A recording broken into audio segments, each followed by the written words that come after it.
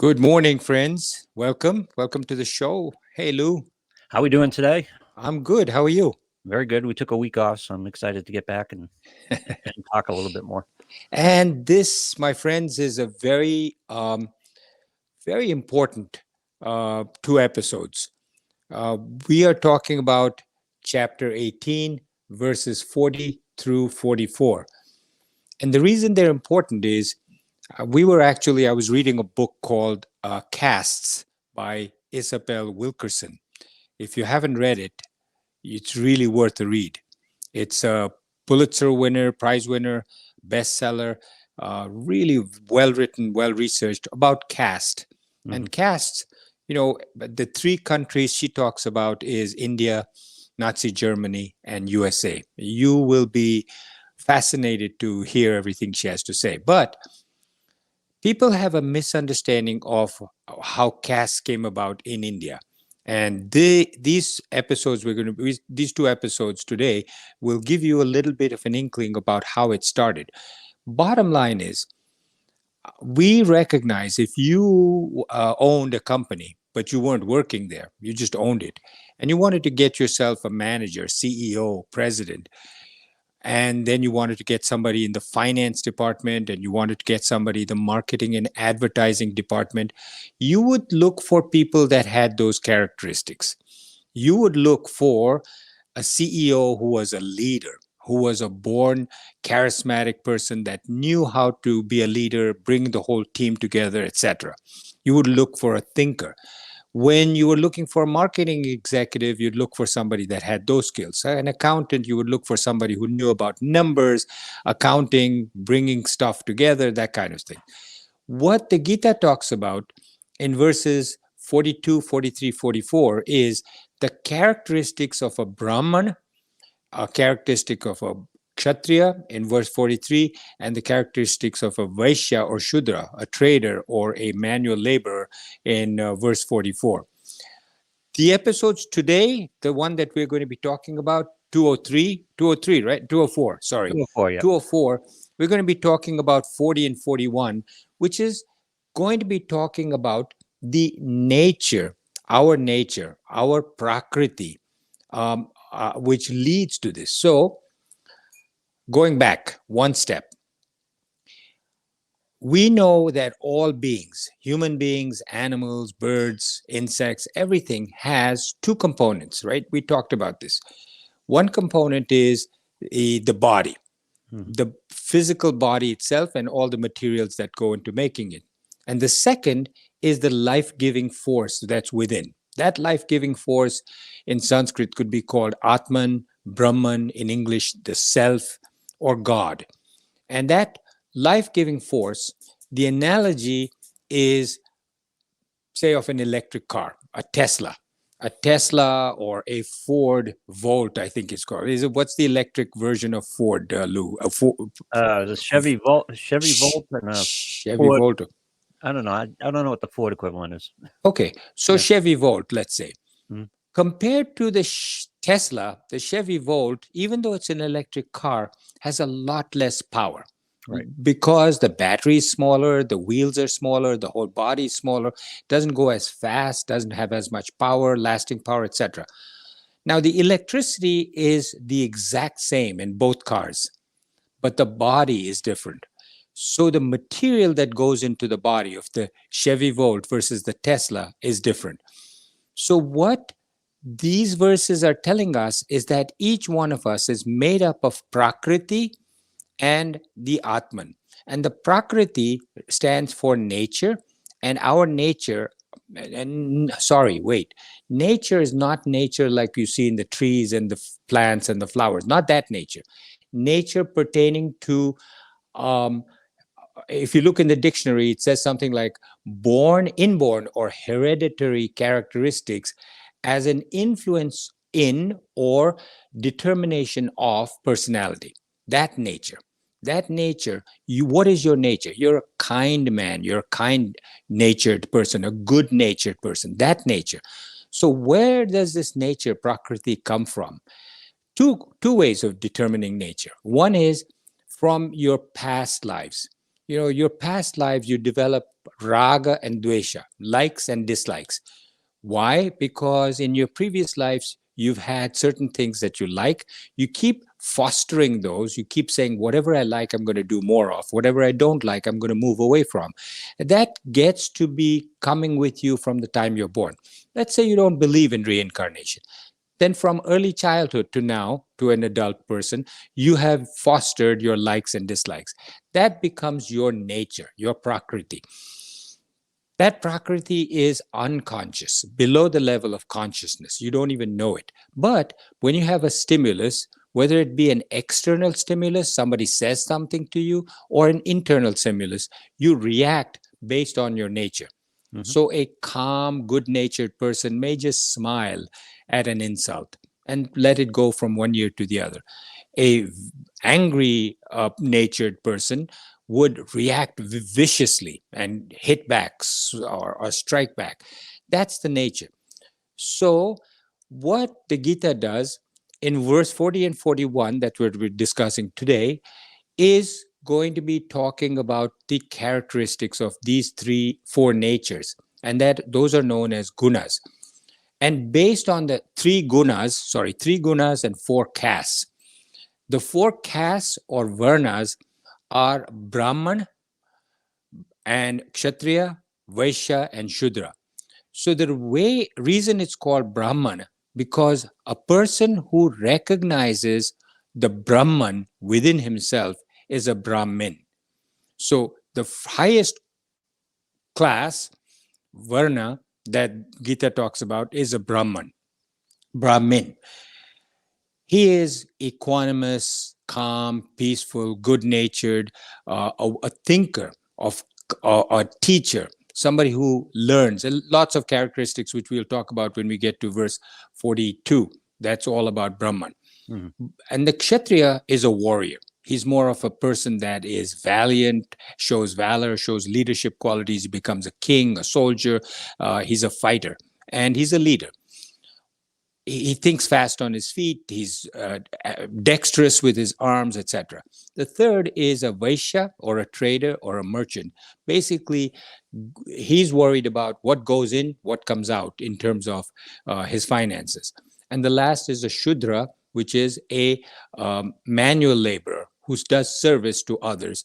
And then, so these were the classes that the Gita talked about. That was 3101 BCE. Hmm. It did not say that it comes from your lineage or your parentage or your family. It says these are the natures that you have. And based on your nature, you can be a Brahmin, Kshatriya. It doesn't matter where you were born. However, 1000 BCE, say 2000 years after the Gita was written, a person by the name of Manu wrote something called the Manu Smriti, the laws of Manu. In the laws of Manu, he made it into actual castes or varnas or jatis. And those were then said based on where you are born, you are either a Brahmin, Kshatriya. So that's how the caste system came about. I'm sorry to belabor this point, but it's necessary for those of you who think that these were written in the scriptures and came about. Yeah. So verse 40 and 41 give a general explanation of the gunas, the qualities, the nature leading to a person's value. Verse 40 says, there is no being either in heaven or on earth who or which is free from these three gunas, which are born of Prakriti. So first thing he's saying is there's no being, no animal, no person who is free of these three gunas. Second thing he's saying is whether it's in heaven or on earth.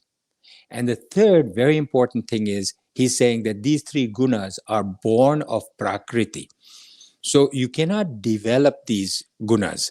These gunas you are born with, they're inherent, they're within you, they come from your past lives and your current life. So born of Prakriti means nature, your unconscious, subconscious way of reacting to things. This is your Prakriti.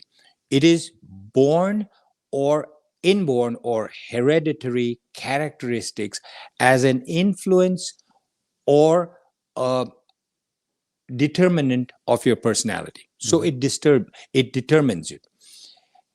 Earth or heaven implies that there is no exception to this rule. Heaven is a higher mental state. There is no actual heaven. We've talked about this many times before. Right. So this, nobody is exempt. You could be living in China or USA or Philippines or Australia, New Zealand. You could be Hindu, you could be Chinese, you could be Christian, Muslim. Everybody has these gunas. Not only human beings, animals, trees, plants, everything has gunas. The atom, for instance, an atom, I think we spoke about this in a previous episode. The matter itself of a atom shows tamas. The activity that an atom shows within it is rajas, because that's activity, and the pattern that the atom moves, that is sattva. So a rock, for instance, is tamasic because it doesn't move. Animals are all rajasic, they move fast. A cow or a deer is considered sattvic. A panther or a cheetah is considered rajasic. And a hippopotamus or water buffalo is considered tamasic. So we are both beings as spirit or matter. The energy within us, the self, the consciousness, has no gunas. Remember this, that the self, the Atman, the spirit, the electricity within you has no gunas. It's the Prakriti, the body, the unconscious matter, which has different qualities of matter in each being. Just like a Chevy Volt or a Tesla has different body, and the energy that is given to that body then creates a different kind of reaction. This is where the three gunas separate from each other. So it's important to recognize that the nature of a person determines how they're going to react to a stimulus, whether it be internal or external. So based on that, we came out with these gunas. And then the other thing that Krishna will talk about in the next few verses is karma. Karma means you do good karma, you're born in a good family, right? If you study scriptures and you're very well versed in the scriptures and you do good things, good karma, the next life, Krishna says, you are going to be born into a family that further allows you to practice what it is that you died the previous life practicing. And this goes on for many hundreds of years, lives before this, not just this past life, immediate past life. So your karma determines where you're born. And the scriptures said, if you are born in a Shudra family, a family which requires you to do a lot of manual labor, etc., then that is your karma. You're born there because of what you did in your previous lives. And since that is your karma, you have to fulfill it. You can't complain. You just stay there and do what you have to do. That also is misunderstood. So karma is a duty to be done. If you're a Brahmin, you have a higher karma, that is to teach, to study, to learn, etc. And if you have the gunas of a Brahmin, you have to do those duties. Hopefully, your karma and your gunas are in sync with each other. And Krishna will, in the future verses, talk about the Krishna will discuss first the gunas and the quality of each, and the karmas that determine which varna you're born in. So nobody is free of these gunas. Then he talks about those who live on other planets called devtas. Now, dev means God. Devas means many, many small gods. And devatas refers to those who live on other planets. Now, in the past, we always talked about the fact that this was just imaginary.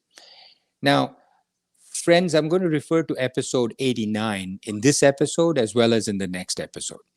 If you remember 89, episode 89, then that's great. If you don't, please go back and look at it. Lou, you remember 89 is the episode in which we talked about the yugas. Oh, yeah. Okay. Now I remember. Yes. You refreshed my memory.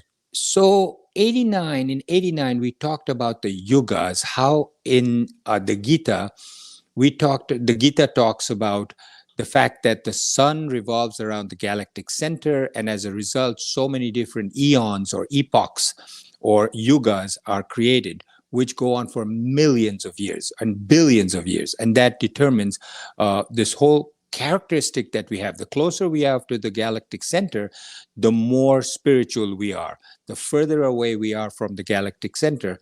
I don't want to belabor this point here today because we've discussed that in 89, but you should listen to it if you don't remember it. It's fascinating. So in that, I was surprised that the Gita, 3101 BCE, knew about the fact that the sun revolved around the galactic center. In today's days, probably the majority of us scientists don't know that the sun revolves around the galactic center. Most people don't know that, but they knew that 3,101 years ago. They then spoke about, these wise people spoke about the fact that there are other planets on which there are living beings known as devatas. We tend to disregard that and say, well, in today's science, we don't know of any such thing. So this has to be just mythology. But they knew a lot of things that we are just finding out now. Is it possible that they know of beings on other planets? And we talked about that when the recent telescope was sent up into the atmosphere. And who knows, maybe there. Anyway, these deities, they say, those who live on the other planets also have gunas. Very fascinating. So these are the three types of people. Now comes verse 41. Verse 41 says the three gunas or qualities born of their nature. Now Krishna repeats this again and again in all these verses. Again and again he says, even though he only needs to say it once, he says it every time he mentions gunas. He says, born of their nature. And again, nature not meaning trees and plants and that nature, but nature meaning that giving rise to personality. That nature, the three gunas born of their nature, and a person's karma in previous lives is what determines the actions of the Brahman, the Kshatriya, the Vaishya, and the Shudra. Very important. What he's saying is that born of the Prakriti, of your nature, which comes to you because of two things, your previous karmas and the qualities of your gunas, that determines your actions. Very, very, very mind-blowing statement. What he's saying is, you can use all the control you like. You can say, I'm not going to eat this, and I'm not going to eat that, I'm not going to do this, I'm not going to lose my temper. However, all your self-control is useless. Go back to chapter 3. We did this already. All your willpower means naught, zero, because your inner Prakriti from previous lives and from your gunas determines how you're going to react when somebody is seductive in front of you. And your Prakriti says, hey, from previous lives, my Prakriti says, if somebody's going to seduce me, I'm going to succumb. Mm-hmm. Your Prakriti says, if somebody spits on my face, I'm going to punch him in the face. Mm-hmm. That's your Prakriti. No matter, or your Prakriti could be that of a sattvic person, a Brahman, and he just turns, like Gandhi said, turn your other cheek. Now, that's a good point, actually. Gandhi said, somebody, or Jesus said, if somebody slaps you on one cheek, turn the other cheek. That's well and good for a Brahmin. It's well and good for a sattvic person. He can do it because his gunas will allow him to do it. Can you imagine slapping a kshatriya, a warrior, across his face and him turning the other cheek? No way. You slap a warrior across his face, he's going to cut your neck off, among other things. Mm-hmm. So the gunas, your previous karmas, your nature determines how you're going to react. So then you may say, well, then it's a fatalistic kind of thing. If I'm going to react this way, then why even bother with these scriptures? It doesn't matter. The important thing is there is a middle step. We've talked about this in chapter 3, but we can go through it briefly again. Your unconscious prakriti, your nature, your gunas, determine how you're going to react. Now, it's a quick point from unconscious, which is number 1, to number 2, quickly to number 3, and that's where your karma takes place. Number 1 to number 2, click to number 3, and you punch number 3. But that number 2 is the one that can change it. If you, with practice, if you say, nah, bite your tongue, the organs of action are the ones that get you into trouble. What are the organs of action? Of the 5 organs of action, the 3 ones, the arms, fists, the legs, and the voice box. Those are the 3. So usually it's your voice box in today's society that gets you into trouble. You quickly, your gunas say something, and your voice box says something, which gets you in trouble. You can't withdraw it. Right. But before it gets to the voice box, before it actually says something, there's a missing link. You're able to dissipate that. And that's what we talked about. That's what Krishna talked about in chapter 3. But we all have different proportions of these gunas. It's not all or none. This is a characteristic. We have tamasic qualities, gunas in us, we have rajasic gunas in us, and we have sattvic gunas in us. These certain proportion of gunas keep fluctuating in amount during a daytime, nighttime, and during our lifetime. So at one point you may be very sattvic, another point you may be very tamasic. Okay, we've seen that. Weekends, we tend to be tamasic. Night times, evenings, we tend to be tamasic. Other times, we tend to be sattvic or rajasic. This is universal. The question is, which one is predominant for most of your life? That's what determines whether you're a Brahmin or a Kshatriya or a Vaishya or a Shudra. If you're a Vaishya, so you're going to be thinking about numbers all the time. What's going in, what's coming in, what's going out, what's coming in, what's going out. How much money am I making? How much money am I spending? If that is the predominant kind of thing that you're thinking, then you're a trader, a merchant. This is universal. This is 100% natural, not just for Hindus. You could be any religion, you could be from any country. So it's never 100%. It's always a mixture of all 3. This determination comes from, again, sorry to repeat, but past lives, your past karmas, your likes and dislikes, your raga and dvesha, and your threefold gunas, these 3. This then turns into a natural tendency to act, to respond to stimuli, both internal and external. This is not good or bad. This is not to classify or to condemn somebody. This is just a fact. We all are. The sooner we understand what our gunas are, what our tendencies are, how to control them, that the sooner you'll feel calmer. Why? Because if you have certain gunas, and you act according to those gunas, that's known as Swadharma. Swadharma means this is your dharma. If you act according to your dharma, Swadharma, you are calm and peaceful. So if you're a warrior and you tend to react with your fists, then somebody spits in your face, you punch him back in the face, you're going to be saying, this is my nature. Yep. It's like a tiger or a dog. That's your nature. That's how you react. You can't expect to go against your nature. That's called paradharma. Paradharma, you try to say, I'm going to control myself against my nature. That's going to cause you mental agitation. So it's going to cause you to be agitated. What you have to try and do is to use that middle step between step 1 and step 3, and to modify your gunas by learning, etc. So understand your own nature, understand your own gunas, and that will help. So your duties are defined. Everybody's duties are defined. Each of us is required to perform our own duties. In such a karmic system, a child is born into a family, and that child is required to fulfill his duties. That's how the ancient Hindu Sanskriti presented itself and taught us. And those then duties, those karmas, result in one's nature for the next life. Swabhava, one's gunas and one's duties. So the proportion of the 3 gunas in a person determine to which class he belongs. So not his birth or his family, his attitude, his work, his reactions, his actions, his behavior are all indications of what class, what caste he belongs to. So for example, a high sattva predominance, high sattva, We've spoken about what sattva is all the time. Less rajas, little bit less, and little or no tamas determines him to be a Brahman. He is tranquil, he is composed, he's serene, he's a Brahman.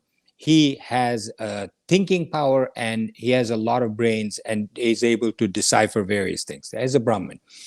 The next is somebody who has high rajas, high activity component, a little bit of sattva, not as much as the Brahman, but little less, but more rajas. Mhm. And little or no tamas is a kshatriya. He's a political leader, he's a warrior, he is an organizer, and has people come and do things for him, and he makes them lead.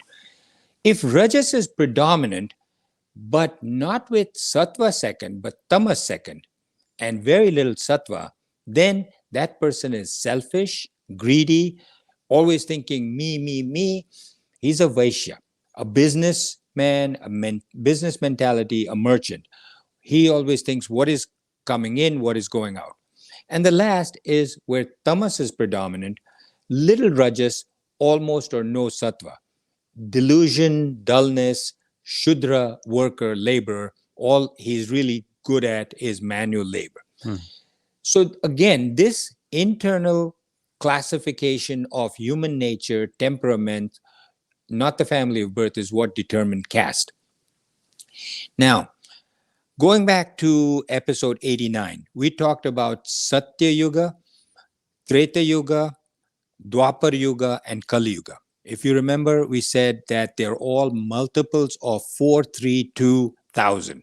432,000 is the length of years of a Kali Yuga. We are currently in the Kali Yuga. You do double 432, then that is the length of a Dwapar Yuga. You do triple, then that's the length of a Treta Yuga, and the 4 times is a Satya Yuga. Now, in Satya Yuga, we said that people are all very calm, very mature. There's no crime, murders, nothing bad. Everything is pure. Why? If you look at episode 89, you'll see that during Satya Yuga, the earth is extremely close to the galactic center. And the scriptures say that when you're that close to the galactic center, you're fully charged.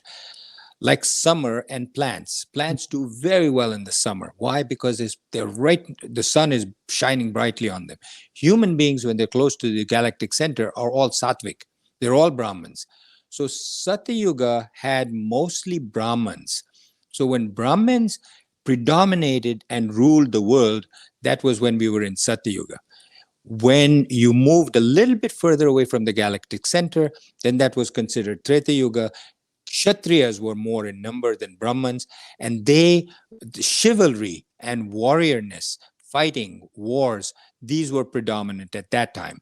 The next came the age of the merchants or the traders, because then that was the Dwapar Yuga, and the fortunes of the world, trading, commerce, all of that was predominant. And then 3,101 years ago, to now, which is the next 5,000 years, these current 5,000 years, we're in Kali Yuga, and you'll see that year after year for the next 432,000 years, we will be going further and further devolving into this Kali Yuga. Hmm. So just a scientific explanation. It's not to condemn, it's not to criticize, it's not to classify, it's not good, it's not bad. This is just the way it is. It's like us going through winter, summer, spring. You can't cry that it's winter. That's the way it is. Look at all the snow we have outside. Right. But summer is going to come. So similarly, we just think that this is the way it is for the yugas. They just go from one to the next. And the further away we are from the galactic center, unfortunately, end up with these tamasic qualities. And so we're in Kali Yuga right now. Lou, any comments, any questions?